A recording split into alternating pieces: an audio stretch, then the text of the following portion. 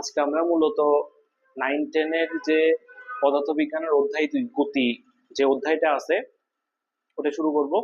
আর চেষ্টা করব ওইটার ফুল বেসিক শেষ করে ওইটার যে সিকিউ, এমসিকিউ এবং এসকিউ তিনটার জন্য, মানে ওই তিনটা পার্টের জন্য সহকারে আলাদা আলাদা ক্লাস নেওয়ার যতটুকু পসিবল অতটুকু ট্রাই করবো আর কি। ঠিক আছে?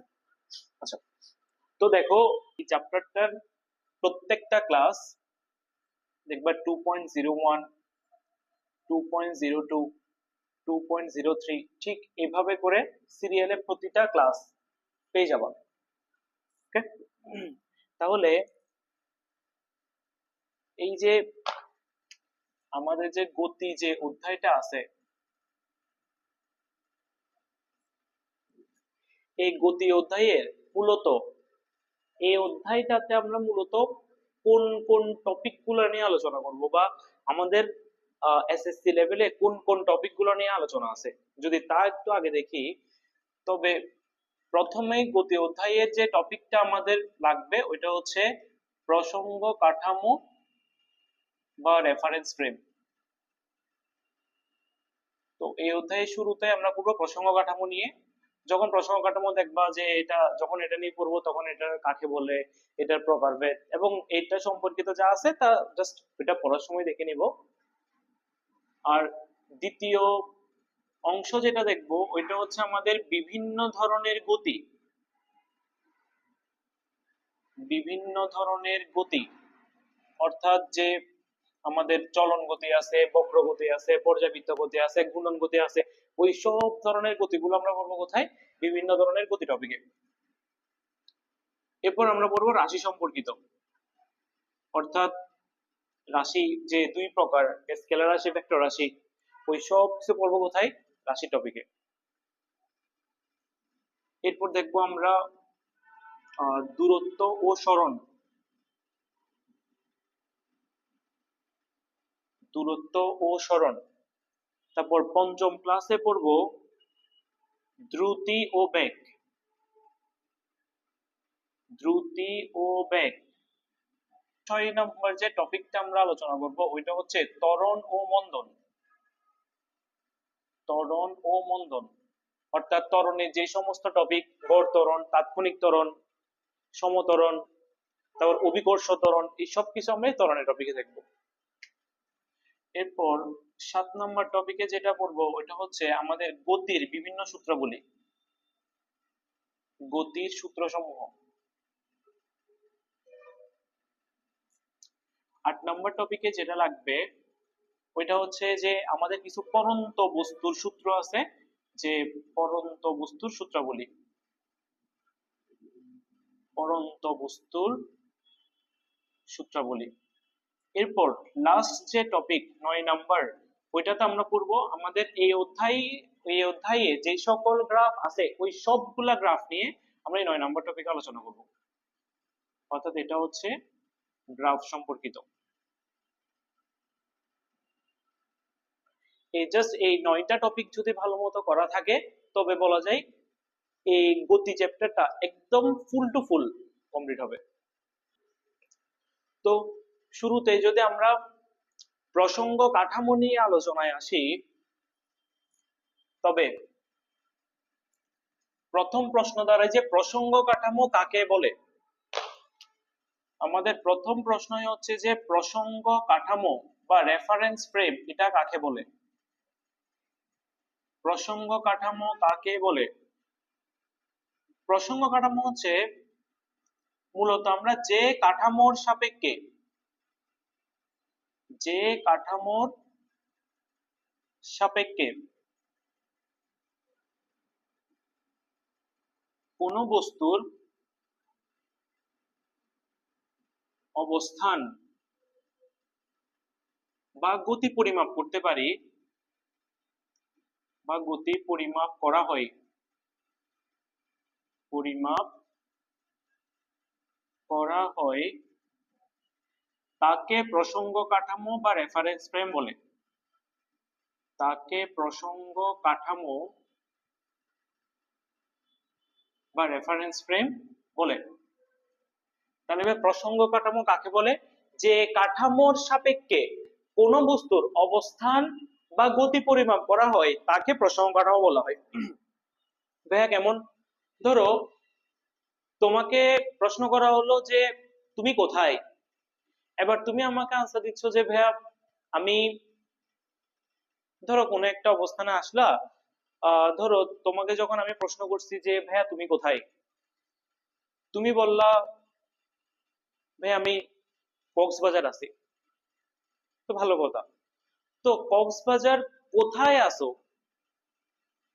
কক্সবাজার কোথায় আছো? তুমি যে কক্সবাজার আছো, তুমি কক্সবাজার কোন স্থানে আছো ওইটার এক্সাক্ট পয়েন্টকে আমি বের করতে পারতেছি না।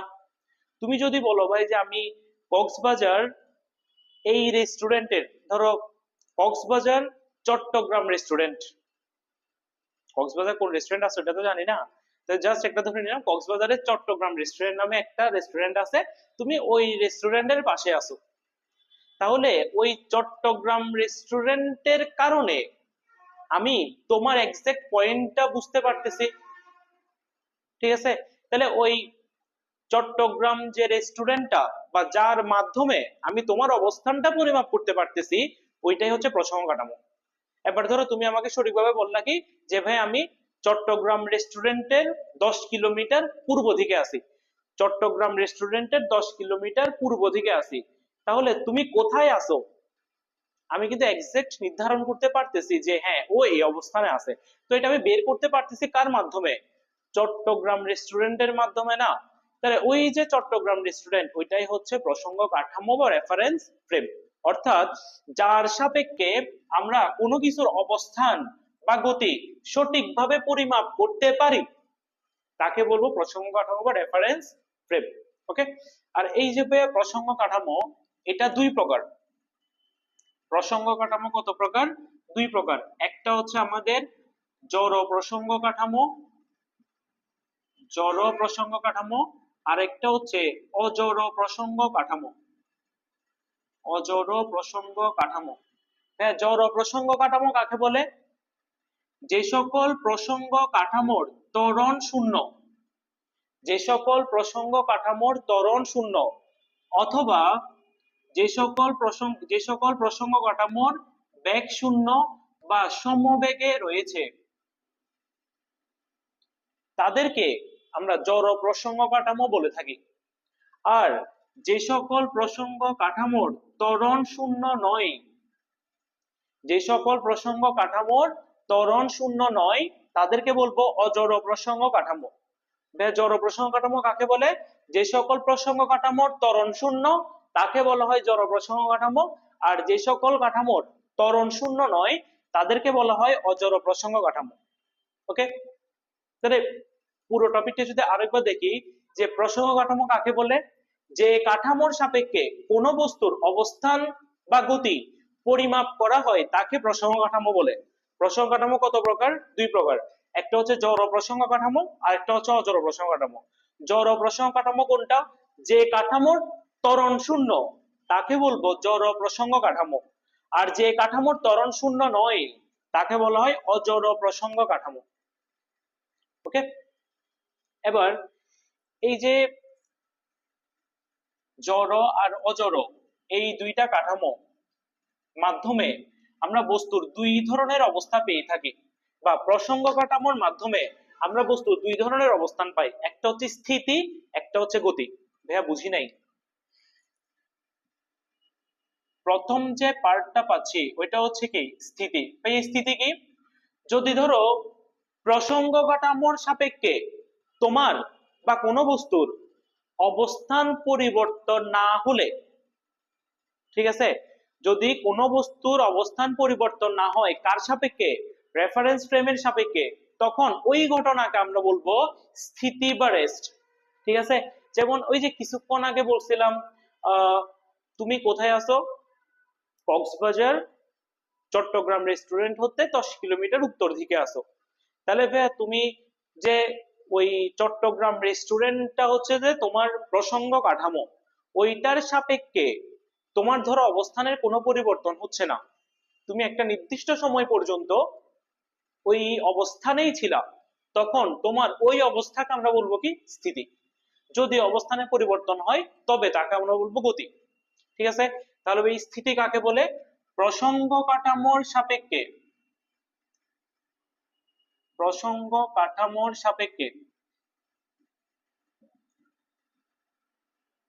প্রসঙ্গ কাঠামোর সাপেক্ষে বস্তুর অবস্থানের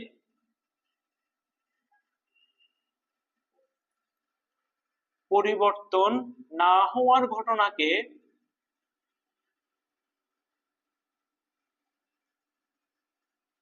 পরিবর্তন না হওয়ার ঘটনাকে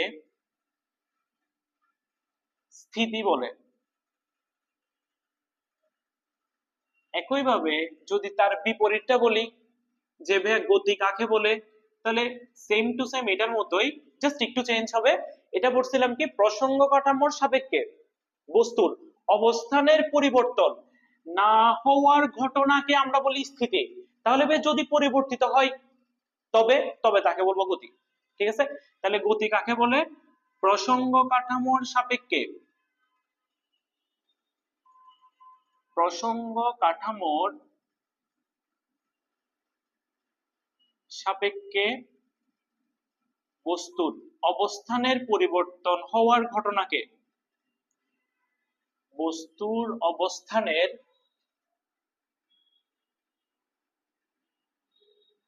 পরিবর্তন হওয়ার ঘটনাকে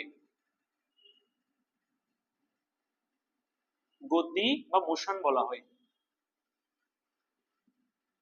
পারা যাবে, যদি প্রসঙ্গ কাঠামোর সাপেক্ষে বস্তুর অবস্থানের পরিবর্তন না হয় তবে তাকে আমরা বলবো স্থিতি বা রেস্ট, আর যদি অবস্থানের পরিবর্তন হয় তবে তাকে আমরা বলবো গতি বা মোশন। ঠিক আছে, এবার এই গতি সম্পর্কিত আমাদের অধ্যায়ে অনেকগুলো উদাহরণ আছে যেগুলো আমরা হচ্ছে বিভিন্ন ধরনের গতির টপিকে আলোচনা করব। তাহলে এতটুক পর্যন্ত যদি ভাইয়া বোঝা যায় তবে চলো বিভিন্ন ধরনের গতি, বিভিন্ন ধরনের গতি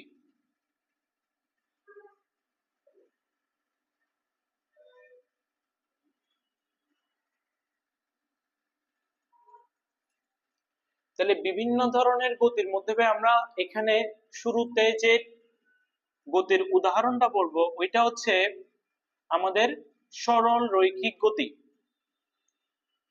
সরল রৈখিক গতি এগুলো একদম ইজি। যে সরল রৈখিক গতি কাকে বলে?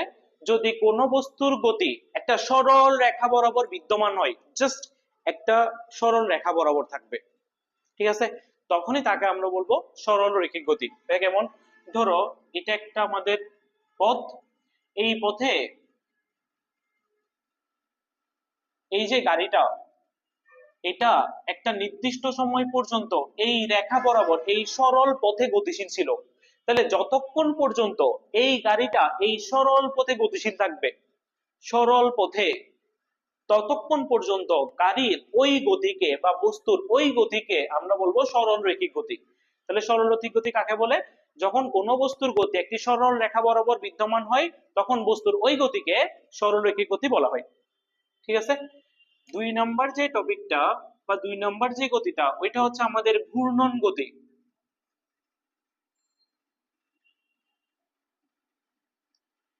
ঘূর্ণন গতি কি? একটা নির্দিষ্ট বিন্দুকে, একটা নির্দিষ্ট বিন্দুকে কেন্দ্র করে কোনো বস্তু, একটা নির্দিষ্ট বিন্দুকে কেন্দ্র করে কোনো বস্তু যদি একটি বৃত্তাকার পথে ঘুরে তবে বস্তুর ওই গতিকে আমরা ঘূর্ণন গতি বা বৃত্তাকার গতি বলে থাকি। একটা নির্দিষ্ট বিন্দুকে কেন্দ্র করে, একটা নির্দিষ্ট বিন্দুকে কেন্দ্র করে কোনো একটা বস্তু যদি বৃত্তাকার পথে ঘুরতে থাকে, পরিভ্রমণ করতে থাকে, তবে বস্তুর ওই গতিকে আমরা বলে থাকি ঘূর্ণন গতি বা বৃত্তাকার গতি। ঠিক আছে, তাহলে ঘূর্ণন গতি কাকে বলে? একটি বিন্দুকে কেন্দ্র করে,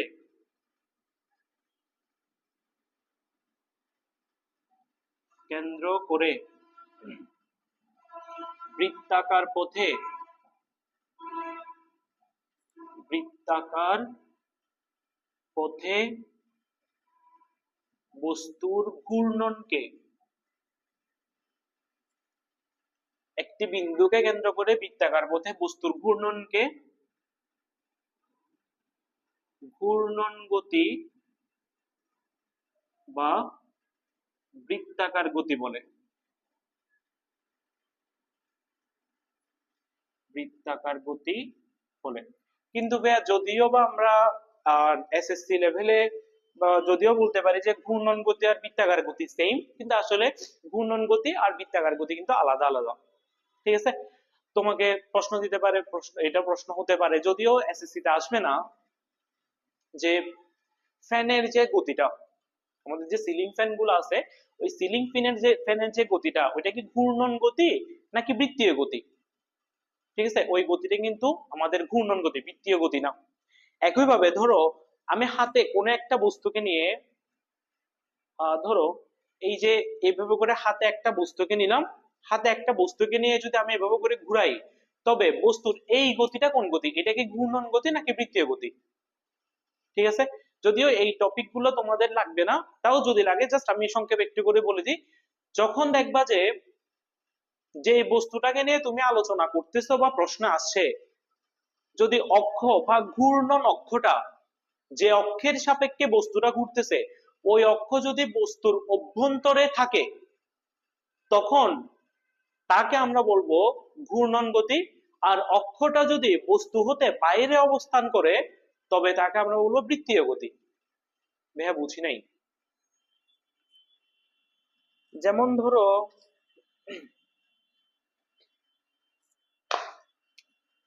যেমন ধরো এই যে, ধরো এই যে কলমটা, এই কলমটার মাঝখানে ধরো আমি একটা ছিদ্র করে একটা সুতা নিলাম ভিতর দিয়ে, তাহলে সুতাটা নেওয়ার পর এটাকে যদি আমি ঘুরাতে থাকি, এটা অলমোস্ট এভাবে করে ঘুরতে থাকবে না? ঠিক আছে, তাহলে এখানে ঘূর্ণন অক্ষ হিসেবে কাজ করতেছে কোনটা? ওই যে সুতা যেটা থাকবে, এটার ভিতর দিয়ে যে সুতাটা আমি নিয়ে গেছি, সুতাটাই হচ্ছে তার ঘূর্ণন অক্ষ। ধরো এটা হচ্ছে ওই কলমটা, যে কলমটা নিয়ে যে কলমটাকে ঘুরাবো, এটা এটা হচ্ছে ওই কলমের অভ্যন্তরে একটা ছিদ্রপথ, এটা হচ্ছে কলমটার অভ্যন্তরে একটা ছিদ্রপথ, আর এই ছিদ্রপথ দিয়ে আমরা নিয়ে গেলাম একটা সুতা। তাহলে সুতাটা এভাবে নেওয়ার পর এটাকে যদি ঘুরাতে থাকি, তাহলে এই যে সুতাটা বা ওই সুতাটাকে আমরা ঘূর্ণন অক্ষ হিসেবে কাউন্ট করবো। ঠিক আছে, আবার দেখা গেল দ্বিতীয় ক্ষেত্রে তুমি করতেছো কি, এই কলমটাকে, এই কলমটার মধ্য দিয়ে আবার ছিদ্র করে তুমি সুতা নাও নাই, এবার করলা যে সুতা দিয়ে কলমটাকে পেঁচাইছো এভাবে করে, পেঁচাই সুতার আরেক প্রান্ত রাখছো তোমার হাতের মুঠোতে, এটাকে সুতো দিয়ে পেঁচাই আরেক সুতার আরেকটা প্রান্ত রাখছে আমার হাতের মুঠোয়। এবার যদি আমি ঘুরাতে থাকি, তবে কলমটা এভাবে করে ঘুরবে না? কলমটা এভাবে করে ঘুরবে। তাহলে এভাবে করে যদি ঘুরতে থাকে, তখন ঘূর্ণনক্ষ কোথায়? আমার হাতে বা বস্তু হতে বাইরে। তখন ঘূর্ণনক্ষটা কি এখানে না? ঘূর্ণনক্ষ কোথায়? আমার হাতে না? প্রথম ক্ষেত্রে ঘূর্ণনক্ষ ছিল বস্তুর অভ্যন্তরে, দ্বিতীয় ক্ষেত্রে ঘূর্ণনক্ষ হচ্ছে বস্তু হতে বাইরে। ওকে, যখন দেখবা যে ঘূর্ণন অক্ষটা বস্তুর ভিতরে অবস্থান করতেছে, তখন বস্তুর ওই গতিকে আমরা বলে থাকি ঘূর্ণন গতি। তখন বস্তুর ওই গতিকে আমরা বলি ঘূর্ণন গতি। আর ঘূর্ণন অক্ষটা যদি বস্তু হতে বাইরে অবস্থান করে, তখনই তাকে বলা হয় বৃত্তীয় গতি। ঠিক আছে, যদিও এটা দুইটা আলাদা আলাদা ভাবে তোমাদের এসএসসি লেভেলে আলোচনা নাই, যদি বা লাগে তার জন্য জাস্ট একটু করে হালকা করে বলে দেওয়া। ওকে, এবার ভাই আসো 3 নম্বর টপিকে, যে আমাদের পর্যাবৃত্ত গতি আর হচ্ছে যে চলন গতি, জাস্ট দুইটা হলেই আমাদের এই বিভিন্ন গতি, বিভিন্ন ধরনের গতি যে টপিকটা আছে এটা শেষ। 3 নম্বর যদি আসি আমাদের চলন গতিতে,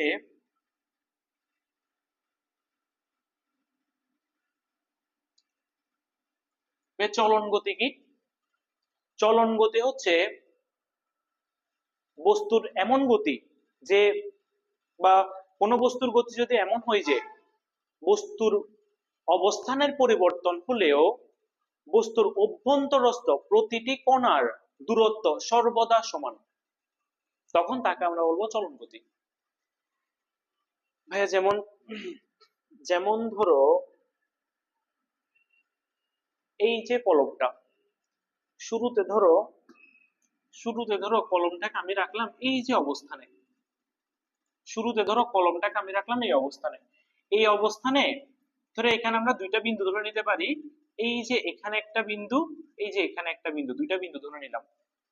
এবার কলমটাকে এখান থেকে আমি নিয়ে আসলাম এই অবস্থানে, সেম টু সেম কলমটাকে যখন আমি এই অবস্থানে নিয়ে আসবো, তাহলে ভাইয়া এই বিন্দুটা কোথায় থাকবে? এই যে এখানে। এই বিন্দুটা কোথায় থাকবে? এখানে। তখন এইটা থেকে এইটার যে তুমি সরলরৈখিক দূরত্বটা পাবা, এবং এখান থেকে এইটার যে সরলরৈখিক দূরত্বটা পাবা, এই দূরত্বটা সেম না? অথবা এই যে এখান থেকে এখানে একটা ধরো কোণ অবস্থান করতেছে, সেম টু সেম কোণটা এখানে থাকবে না? এইটা থেকে এটার যে দূরত্বটা পাবা, এই তিনটা দূরত্ব সমান হবে। একইভাবে বস্তুটাকে যদি আমি এখান থেকে ধরো এখানে নিয়ে গেলাম, তখনও অভ্যন্তরস্থ প্রতিটি কণার দূরত্ব সর্বদা সমান। তখন বস্তুর ওই গতিকে আমরা বলে থাকি চলন গতি। ঠিক আছে? লাস্ট যে আমাদের গতিটা লাগবে ওইটা হচ্ছে পর্যায়বৃত্ত গতি।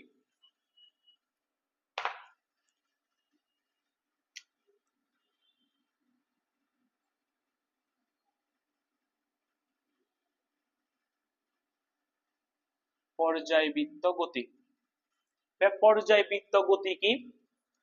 পর্যায়বৃত্ত গতি হচ্ছে কোন বস্তু কণার গতি যদি এমন হয় যে এটি তার যাত্রাপথে একটা নির্দিষ্ট বিন্দুকে একই দিক থেকে একই সময় পর পর বারবার অতিক্রম করে, তবে ওই গতিকে আমরা বলবো পর্যায়বৃত্ত গতি।